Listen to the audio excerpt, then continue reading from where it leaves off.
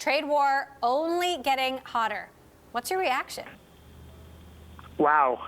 My reaction is wow. I don't think many people were expecting this escalation. I certainly wasn't. And I think it's forcing us to think more creatively about what could happen in the future. It does seem increasingly like this is not going to be settled really anytime in the next several months, perhaps not even before the election. And I think Trump is really taking the madman theory to heart and showing that there's a lot on the table that he's willing to push on.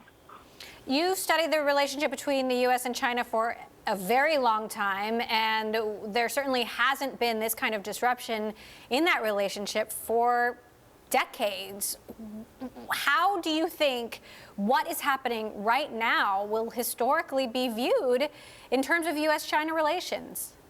I think that's a great question, and it's hard to know what the effect of this is going to be. I would say it's impossible to know. I think the view now, actually the view before today, because today does feel quite extreme, was that people don't appreciate the method by which Trump is pushing China, but they do appreciate that he's breaking out of the box that past U.S. presidents have kept the U.S.-China relationship. And I think the worry that we have today increasingly is that Trump is not thinking this through at all and is acting quite impulsively and is really opening the floodgates to things getting much worse. I think just ordering U.S. companies to leave China is a pretty striking remark, to say the least. Ordering them to find an alternative. He's also putting presidential candidates in an interesting position, forcing them to inevitably take a position on China as this campaign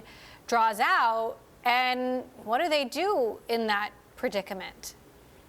Perhaps we should give him credit for the strategic nature of that. And before, it felt like Democratic presidential candidates had to be more pro-labor and tougher, quote unquote, on China and doing more to say, at least in name only, that they're bringing jobs back to the United States. But it's really hard to be more extreme than this and maintain a sense of credibility about one's trade and economic policies. So I think you're going to have a lot of late-night brainstorming sessions among the advisors of some of the Democratic candidates as they try to figure out how do you critique a policy like this. 30 seconds left, Isaac. What's happening in Beijing right now?